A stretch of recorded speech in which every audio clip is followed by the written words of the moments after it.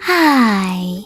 In front of me is REALME GT 2, and today I would like to show you where you can locate all typing features available on this device.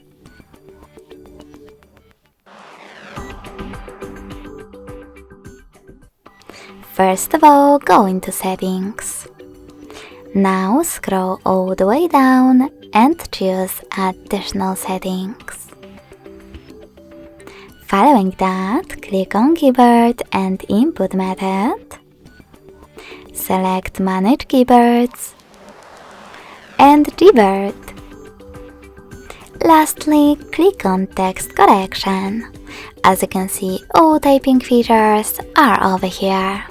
If you want to switch on or off one of them, just click on the switcher next to the chosen one.